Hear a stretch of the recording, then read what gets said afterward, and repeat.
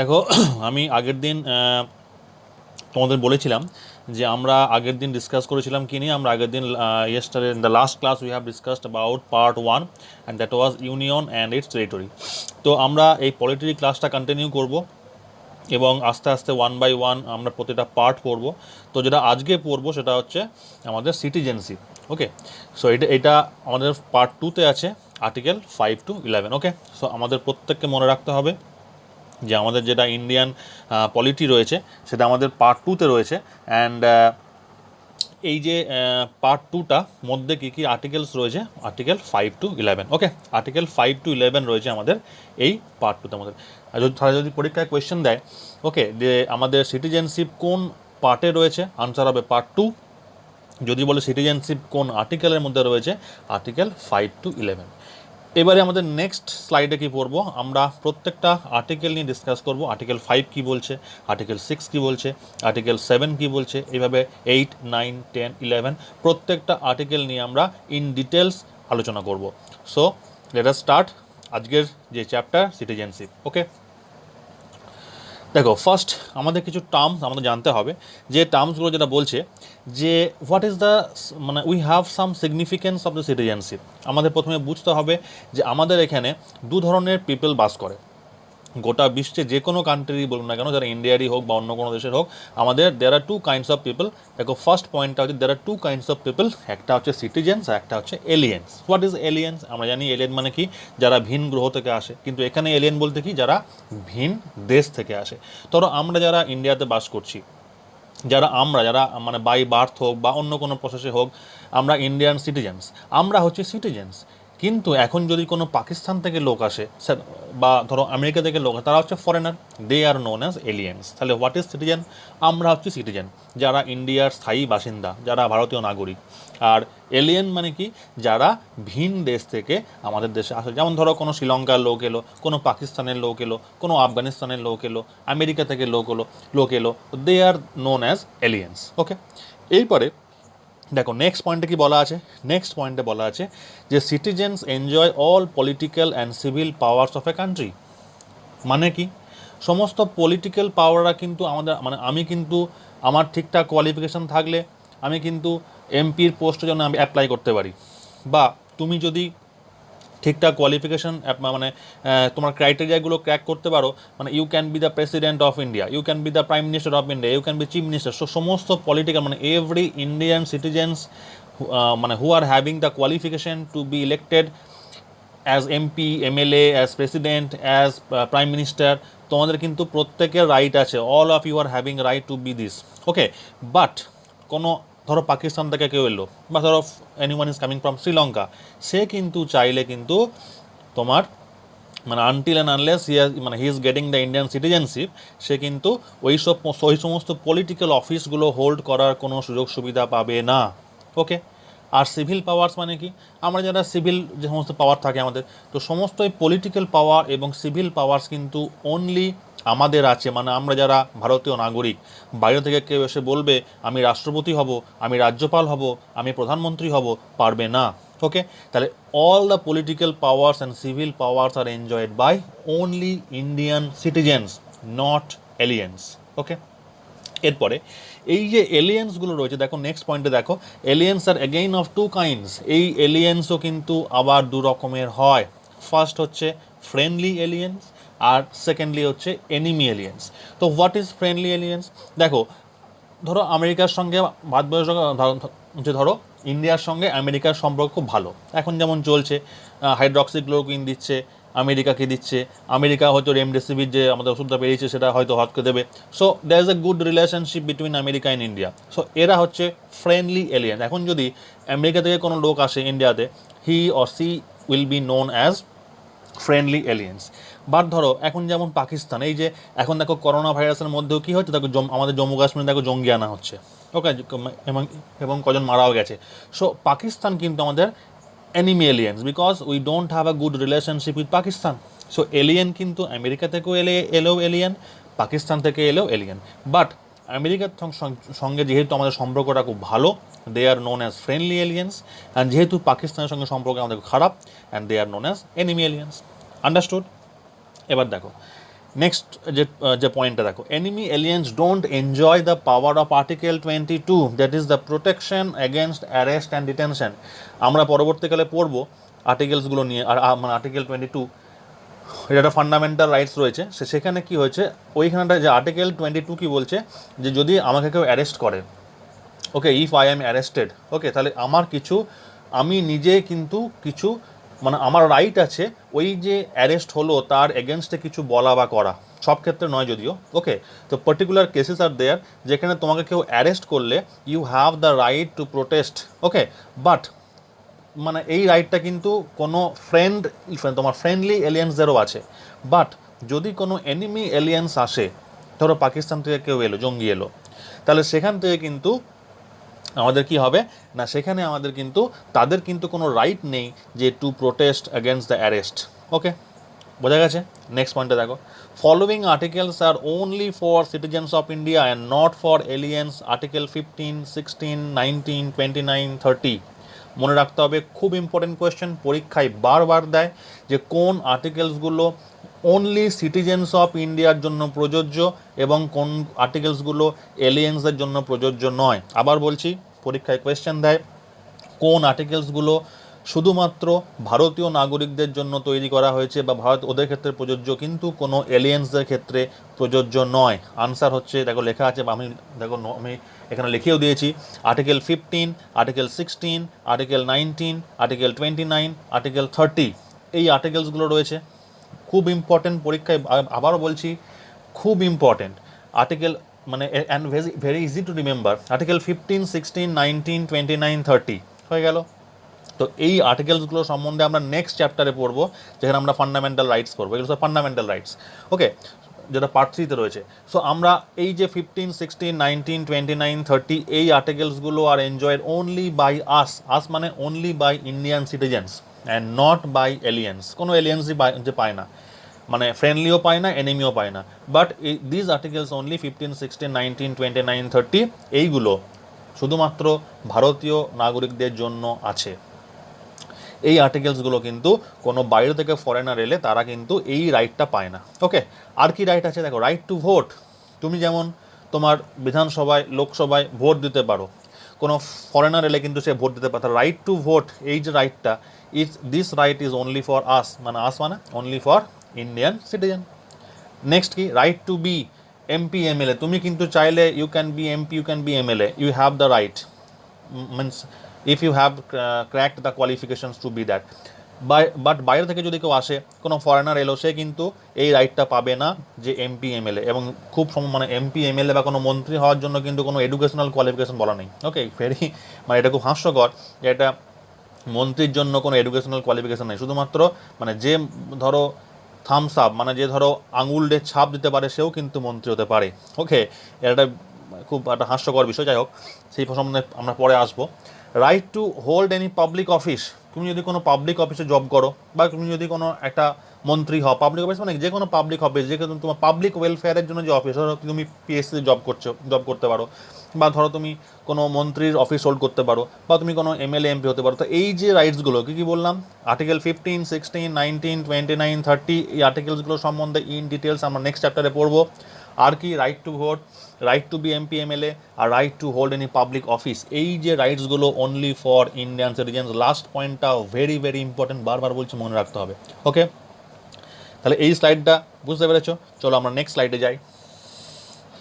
কি বলছে দেখো, আমরা এবারে কি করব না, আস্তে আস্তে আমরা আর্টিকেলসগুলো পড়বো, ওকে। সো আর্টিকেলসগুলো দেখো, ফার্স্ট যে আর্টিকেলসটা বলা হয়েছে আর্টিকেল 5, আমাদের কিন্তু এবার থেকে কিন্তু আমাদের মেন আর্টিকেল শুরু হচ্ছে। সো আর্টিকেলগুলো সবাই খুব মন দিয়ে পড়বে, মুখস্থ রাখবে, পরীক্ষায় কিন্তু কোয়েশ্চেন দেয়।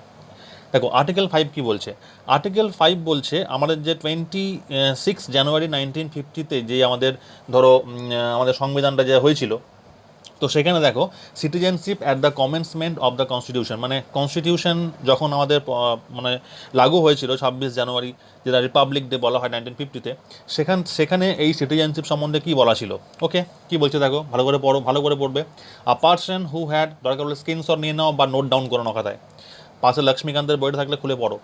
If you have Laxmikanth book beside you, please open it and note it down, or if you have any copy, please note it down, or you can take screenshot. A person who had, দেখো এখানে সব লেখা আছে, দেখো এইদিকে, a person who had domicile in India and also fulfilled any one of the three conditions. Okay, if he was born in India, মানে সেই সময় 26 জানুয়ারিতে যদি সে ইন্ডিয়াতে জন্মগ্রহণ করে। Number two, if either of his parents was born in India, যদি তার বাবা মার যে কোনো একজন, হয় বাবা নাহলে মা, যে কোনো একজন যদি ইন্ডিয়ায় জন্মগ্রহণ করে। Number three, if he has been ordinarily resident of India for 5 years immediately before the commencement of the constitution, এবং যদি সে জন্মগ্রহণ না করে তাহলে ওই যে মানে তোমার 26 জানুয়ারির আগে before the commencement of the constitution, 26 জানুয়ারির আগে তাকে 5 বছর থাকতে হবে ইন্ডিয়াতে। আবার বলছি, কি বলছে, একজন লোক সিটিজেন অফ ইন্ডিয়া হতে পারে, নাম্বার ওয়ান, যদি সে ইন্ডিয়ায় জন্মগ্রহণ করে ওই সময়ে। নাম্বার টু, যদি তার বাবা বা মার কেউ একজন, either of his parents, either বাবা অথবা মা, ওকে, যদি ইন্ডিয়ায় জন্মগ্রহণ করে সেই সময়। অথবা যদি এই দুটো কন্ডিশন ফুলফিল না হয় তাহলে নাম্বার থ্রি অপশান দিয়েছে, কি বলেছে, যদি ওই যে 26 জানুয়ারি 1950-এর আগে 5 বছর, 5 ইয়ার্স তাকে ইন্ডিয়ার রেসিডেন্ট থাকতে হবে, তাহলে সে ইন্ডিয়ান সিটিজেনশিপ পাবে। আবার বলছি, আর্টিকেল 5 কি বলছে একদম মাথায় ঢুকিয়ে নাও, যেন দ্বিতীয়বার আর না পড়তে হয়। Article 5, citizenship at the commencement of the constitution, কনস্টিটিউশনের কমেন্সমেন্ট অনুযায়ী কী সিটিজেনশিপ আছে সেটা আর্টিকেল 5 বলছে। কি বলছে, আ person who had domicile in India and also fulfilled any one of the three conditions. What are they? Number one, if he was born in India. Number two, if either of his parents was born in India. Number three, if he has been ordinarily resident of India for 5 years immediately before the commencement of the constitution. বাংলায় বলে দিচ্ছি, number one, যদি সে সেই সময়ে ইন্ডিয়াতে জন্মগ্রহণ করে। Number two, যদি সেই সময়ে তার বাবা বা মা কোনো একজন সেই সময়ে ইন্ডিয়াতে জন্মগ্রহণ করে। আর নাম্বার থ্রি, যদি আগের দুটো কন্ডিশন ফুলফিল না করে তাহলে কমেন্সমেন্ট অফ কনস্টিটিউশন, মানে 26 জানুয়ারি 1950-এর আগে মিনিমাম 5 ইয়ার্স তাকে থাকতে হবে ইন্ডিয়াতে, তাহলে সে ইন্ডিয়ান সিটিজেনশিপ পাবে। Clear? Is it clear? Okay, আমরা যাচ্ছি নেক্সট স্লাইডে। ওকে, দেখো আর্টিকেল 6 কি বলছে। So article 6 is also very very important. So article 6 যেটা বলছে, দেখো, persons migrated from Pakistan to India. দেখো সেই সময় কি হয়েছিল, যখন আমাদের দেশ স্বাধীন হয় তখন তো পারাপার হয়েছিল, সবাই জানে। সেই সময় বলা হয়েছিল যে যে সমস্ত প্রিন্সলেস স্টেটসগুলো রয়েছে তাদেরকে যে দে হ্যাড থ্রি অপশনস, এটা মাউন্ট ব্যাটেন প্ল্যান বলা হয়। তো লর্ড মাউন্ট ব্যাটেন যখন প্ল্যানটা দিয়েছিল, মানে just before the independence, Mount Batten বলেছিল যে প্রিন্সলেস স্টেটসগুলো রয়েছে তাদের তিনটে অপশান রয়েছে। একটা অপশান, তারা চাইলে ইন্ডিয়ায় থাকতে পারে। নাম্বার টু, কোনো প্রিন্সলেস স্টেট চাইলে পাকিস্তান জয়েন করতে পারে।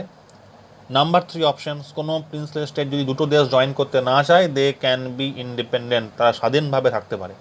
তখন কী হয়েছিল, যেহেতু তখন একটা সাম্প্রদায়িকতার তখন কী হয়েছিল, তখন কী হয়েছিল, সমস্ত হিন্দু মুসলিমের একটা হয়েছিল, সুতরাং তারা পারাপার করে কিছু পাকিস্তানে খেয়ে গিয়েছিল, কিছু ইন্ডিয়ায়। তো সেই সময় পারাপারটা হয়েছিল। এইবারে কোয়েশ্চেন হচ্ছে যে তখনকার দিনে তোমার কী হয়েছিল, কিছু লোক পাকিস্তান থেকে ইন্ডিয়ায় চলে এসেছিল। তাদের ক্ষেত্রে ভারতীয় নাগরিক হওয়ার জন্য কিছু কন্ডিশনস রয়েছে, সেগুলো আমরা ওয়ান বাই ওয়ান পড়ব। তাহলে আমরা আর্টিকেল 6 কি বলছি, আবার বলছি, আর্টিকেলসগুলো একদম মাথায় ঢুকিয়ে নাও, কোনো প্রবলেমস হবে না, ভালো করে শোনো এটা। Article 6, persons migrated from Pakistan to India, যে সমস্ত লোক পাকিস্তান থেকে ইন্ডিয়ায় এসেছিল তাদের ক্ষেত্রে কী কন্ডিশন আমরা একটু পড়ি। ওকে, দেখো, আ person who migrated from Pakistan to India became a citizen of India if, তাহলে যে লোকটা পাকিস্তান থেকে ইন্ডিয়াতে এসেছে সে ইন্ডিয়ার সিটিজেনশিপ পাবে যদি, কি বলেছে, he or either of his parents of any of his grandparents was born in undivided India, and শুধু এটা হলেই হবে না, and also fulfilled any one of the two conditions। আমি একটু পরে কন্ডিশনসগুলো বলছি। তাহলে ফার্স্ট কি বলছে, যে লোকটা পাকিস্তান থেকে ইন্ডিয়াতে এসছে তাকে, সে নিজেকে অথবা তার বাবা বা মার যে কোনো একজন, অথবা তার দাদু ঠাকুমা যে কোনো একজন, প্যারেন্টসের যে কোনো একজন, গ্র্যান্ড প্যারেন্টসের যে কোনো একজন যদি অবিভক্ত ভারতবর্ষে মানে বিফোর পার্টিশন আনডিভাইডেড ইন্ডিয়াতে জন্মগ্রহণ করে, তাহলে যে লোকটা পাকিস্তান থেকে ইন্ডিয়াতে এসছে সে যদি অবিভক্ত ভারতবর্ষে জন্মগ্রহণ করে থাকে, অথবা তার বাবা বা মা যে কোনো একজন যদি জন্মগ্রহণ করে থাকে অবিভক্ত ভারতবর্ষে, অথবা দাদু বা ঠাকুমা কোনো একজন যদি অবিভক্ত ভারতবর্ষে জন্মগ্রহণ করে থাকে, তাহলে সে সিটিজেনশিপ পাবে। যদি শুধু এটা হলেই হবে না, শুধু not only that but also কি বলেছে, he or she also has to fulfil any one of this two condition. এবার দেখো কি কন্ডিশনগুলো বলেছে নাম্বারে এখানে একটা ডেট বলা আছে, ডেটটা খুব ইম্পর্টেন্ট, সবসময় তো তোমার করা যাবে না, there is a particular date. যদি নাম্বার এ if he migrated before July 1948, 1948 সালের 19শে জুলাইয়ের আগে যদি আসে ভারতবর্ষে পাকিস্তান থেকে, তাহলে he had been ordinarily resident of India since the date of his migration. তাহলে যখন থেকে সে এসছে যদি এই টাইমটার আগে আসে, ওই জুলাই 1948-এর আগে আসে, তখন সে জেনারেলি যেমন তোমার normal process he will get or she will get the Indian citizenship. যদি সে ওই ডেটটার পরে আসে, number B if he migrated on or after July 1948, তখন কি হবে, he had been registered as citizen of India but he had been resident of India for 6 months preceding the date of application of for registration. তাহলে ওই ডেটটার আগে এলে কোনো ঝামেলা নেই, সিম্পলি হয়ে যাবে। কিন্তু যদি সে ডেটটার পরে আসে কি হবে, পরে এলে কি হবে, তাকে একটা অ্যাপ্লিকেশন করতে হবে যে আমি ইন্ডিয়ান সিটিজেনশিপ চাই, so I want to be তোমার রেজিস্টার্ড অ্যাজ সিটিজেন অফ তোমার ইন্ডিয়া। সে যখন রেজিস্টার করছে বা ফর অ্যাপ্লিকেশন করছে, তার আগে 6 মাস তাকে থাকতে হবে ইন্ডিয়াতে। বোঝা গেছে? আমি আবার রিপিট করছি, আর্টিকেল 6টা কী বলছে। আর্টিকেল 6টা বলছে যে সমস্ত লোক পাকিস্তান থেকে ভারতবর্ষে এসছে তারা কিভাবে ইন্ডিয়ান সিটিজেনশিপ পাবে। তাহলে সেই লোকটাকে বা তার বাবা মায়ের যে কোনো একজন, অথবা তার ঠাকুমা বা দাদুর যে কোনো একজন, তাকে অবিভক্ত ভারতবর্ষে জন্মগ্রহণ করতে হবে। এবং শুধু তাই নয়, যদি সে 1948 সালের 19শে জুলাইয়ের আগে আসে, তাহলে সিম্পলি প্রসেসে he or she will get citizenship of India. But if he or she is coming after the particular date, that is July 1948, he has to register himself or herself as citizen of India, but he or she has to stay at least 6 months before the registration application. বোঝা গেছে article 6টা? তাহলে article 6টা হচ্ছে কি, যে সমস্ত লোক পাকিস্তান থেকে ভারতবর্ষে এসছে, this article is for them. Okay, আমরা নেক্সট স্লাইডে যাচ্ছি, আর্টিকেল 7 পড়বো। দেখো আর্টিকেল 7 কি বলছে, ভেরি ইজি, খুব একটা ইজি। এইটা হচ্ছে যে সমস্ত লোক, এবং দেখো সেই সময় কি হয়েছিল, সেই সময় শুধুমাত্র এরকম নয় যে শুধুমাত্র পাকিস্তান থেকে লোক ভারতবর্ষে এসেছিল, এমন অনেক দেখা যাচ্ছে যে সে সময় কিছু লোক যারা ভারতীয় তারাও কিন্তু পাকিস্তান গিয়েছিল, কিন্তু পরবর্তীকালে আবার ভারতবর্ষে ফিরে এসছে। ওকে, those who went for their whole life it is okay, but those who went to Pakistan and then again came back for resettlement, how they will get citizenship of India? India কিন্তু খুব ভালো কাউকে ফেরায় না, ওকে, যে আছে তাকেই citizenship দিয়ে দেয়। যাই হোক, তো আর্টিকেল 7 কি বলছে, person who migrated to Pakistan from India and later decided to resettle in India, যদি যে সমস্ত লোক পাকিস্তানে গেছিল কিন্তু পরবর্তীকালে আবার দে কেম ব্যাক, তাদের ক্ষেত্রে কী নিয়ম দেখি। A person who migrated to Pakistan from India and later decided to come back to India for resettlement become a citizen of India after 1st March 1947. Here a date is also there. Okay, 1st March 1947, 1947 সালের 1st মার্চের পরে সে citizenship পাবে। But তার জন্য কি করতে হবে, তাকে একটা অ্যাপ্লিকেশন করতে হবে যে আই ওয়ান্ট টু বি তোমার registered as citizen of India, and তাকে সেজন্য কী করতে হবে, তার আগে at least 6 months he has to stay in India. একই নিয়ম। তাহলে আবার বলছি, আর্টিকেল 7 হচ্ছে যে সমস্ত লোক পাকিস্তান চলে গেছিলো and again they came back, okay, তারা কি করবে, তারা সিটিজেনশিপ পাবে, অবশ্যই পাবে, এবং তাদের ক্ষেত্রে কি আছে যে তারা যদি 1 মার্চ 1947 পরে এটা প্রযোজ্য অনলি যদি আসে, তাদের কী করতে হবে, they have to make application for registration and what, and they have to stay at least 6 months preceding the application of registration. ওকে, তাকে 6 মাস সেই অ্যাপ্লিকেশনটা করার আগে তাকে 6 মাস দেখাতে হবে যে আমি এখানে শুধু থাকলেই হবে না, তাকে প্রমাণ দেখাতে হবে না যে আমি এখানে সমাজ, তার ধরো বাড়ি ভাড়া হোক, বাড়ি ভাড়ার যে তোমার তোমার কী বল তোমার রসিদ হোক বা দলিল হোক বা রেশন কার্ড হোক, দ্যাট প্রমাণ তোমাকে দেখাতে হবে যে আমি 6 মাস এখানে ছিলাম। ওকে, তাহলে আর্টিকেল 7 হয়ে গেল, বোঝা গেছে। আমরা নেক্সট যাবো হচ্ছে আর্টিকেল 8। দেখো আর্টিকেল 8 কী বলছে। আর্টিকেল 8টা হচ্ছে সেই সমস্ত লোকেদের জন্য যারা হচ্ছে একটু হাইফাই লোক, মানে কি হাইফাই বলতে যারা ওভারসিজ সিটিজেন, মানে ধরো অনেক আছে যারা সেই সময়ে বা এখনও যারা আছে ধরো ইন্ডিয়ান, মানে তারা ইন্ডিয়ান অরিজিন, মানে তারা ভারতীয় বংশ, যেমন ধরো আমাদের যেমন কল্পনা চাওলা ছিলেন, তারা কিন্তু ভারতীয় বংশোদ্ভূত, কিন্তু তারা এখানে থাকেন না, তারা কিন্তু থাকেন হচ্ছে বাইরে। তাদের ক্ষেত্রে তারাও কিন্তু সিটিজেন, আমি একটু আগে বললাম ইন্ডিয়া খুব দরদি, সবাইকে সিটিজেনশিপ দিয়ে দেয়। So what about them? Okay, মানে ওভারসিজ সিটিজেন মানে persons of Indian origin residing outside, যারা ভারতীয় বংশোদ্ভূত কিন্তু যারা থাকছে বিদেশে, তাদের ক্ষেত্রে কী হবে দেখো পড়ো। আ person who or any of his parents or grand parents who was born in undivided India, আবার চলে এসছে undivided India, but who is ordinarily residing outside India shall become Indian citizen if he has been registered as a citizen of India by foreign diplomat, Indian diplomat, সেই দেশে যেখানে, আবার বলে দিচ্ছি দেখো এটার ক্ষেত্রে কী বলছে যে একটা লোক ধরো যে থাকছে বিদেশে কিন্তু সে ভারতীয় বংশোদ্ভূত, মানে কি তার বাবা মার যে কোনো একজন বা ধরো গ্র্যান্ড প্যারেন্টস যে কোনো একজন, তারা কি করেছিল, তারা কিন্তু ওই অবিভক্ত ভারতবর্ষে জন্মগ্রহণ করেছিল, they were born in undivided India. আবার বলছি যে লোকটা ভারতীয় বংশোদ্ভূততা, তার মানে কি, তার মানে এটাই তার পূর্বপুরুষরা ভারতীয় ছিল। তার মানে কীরকম কেস হবে, তার বাবা মার যে কোনো একজন অথবা তার গ্র্যান্ড প্যারেন্টসের যে কোনো একজন যদি জন্মগ্রহণ করে থাকে অবিভক্ত ভারতবর্ষে, সে সিটিজেনশিপ পাবে।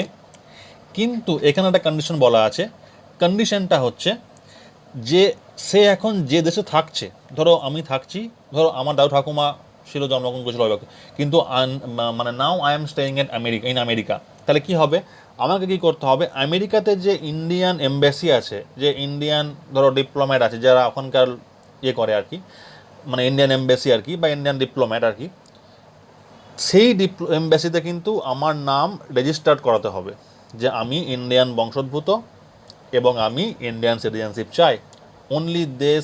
Only then they will get citizenship of India. আবার বলছি আর্টিকেল 8টা হচ্ছে, this article is only for them who are Indian origin but they are not staying in India, they are residing outside India.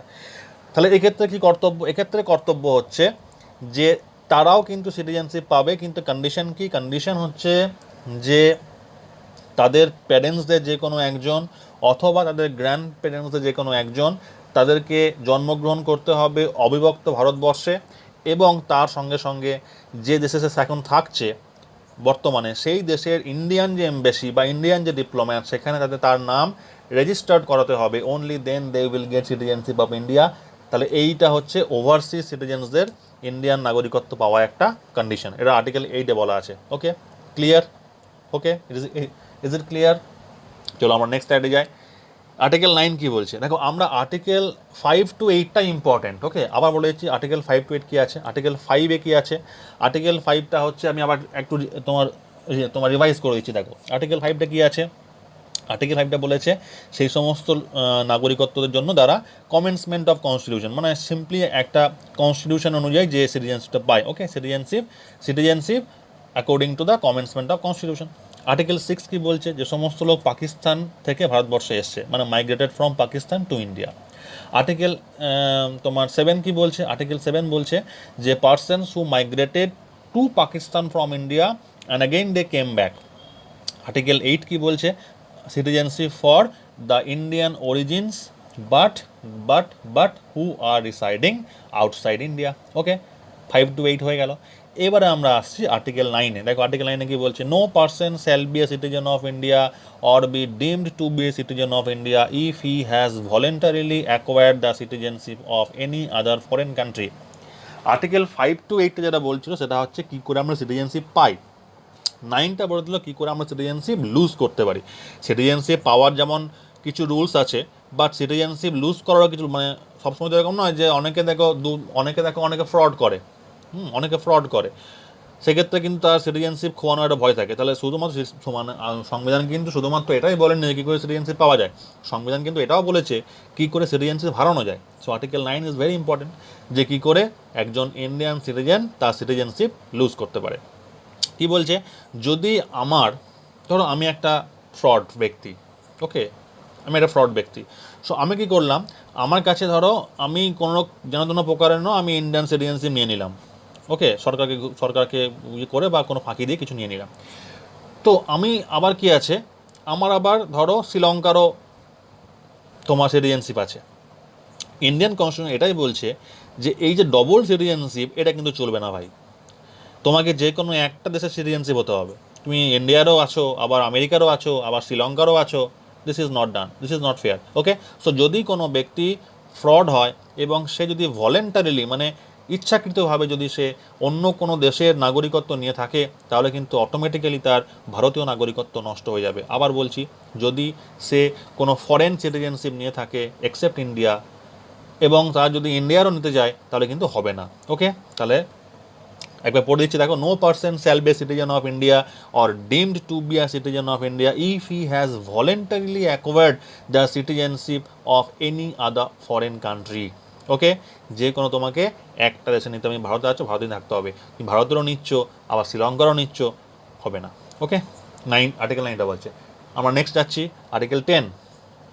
So Article 10 দেখো, every person who is or is deemed to be a citizen of India shall continue to be such citizen subject to the provisions of any law made by the parliament। ধরো আমি Indian citizen, ওকে, ঠিক আছে, এরপরে কি হলো, তুমি ধরো একটা রাস্তায় গিয়ে প্রকাশ্যে ন্যাশনাল ফ্ল্যাগকে অপমান করলে, ন্যাশনাল ফ্ল্যাগ বা তোমার জাতীয় পতাকা তুমি ওটা অপমান করলে, বা তুমি ন্যাশনাল অ্যানথেমকে অপমান করলে, তুমি জনগণমন ঠিকমতো গাইছো না, বা তুমি ন্যাশনাল ফ্ল্যাগকে অপমান করলে, তার মানে কি, তোমাকে পার্লামেন্ট একটা সিটিজেনশিপ দিচ্ছে, parliament is giving you citizenship, but তুমি সেটা রাখতে পারছো না।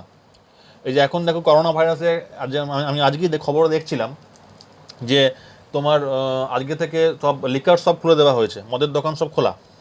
ওকে, লকডাউনের মাঝে মদের দোকান খোলা আছে, ঠিক আছে, এটা একটা ঠিক আছে, সরকারের ইনকাম হবে, যেহেতু অর্থনীতি চাকা পুরো বন্ধ, ইকোনমি পুরো স্টপ হয়ে গেছে, মানে গভর্নমেন্ট নিডস রেভিনিউ, ঠিক আছে, গভর্নমেন্ট রেভিনিউ চায়, কিন্তু তার মানে এই নয় যে সবাই লাইন দিয়ে মদ কিনতে চলে যাবো।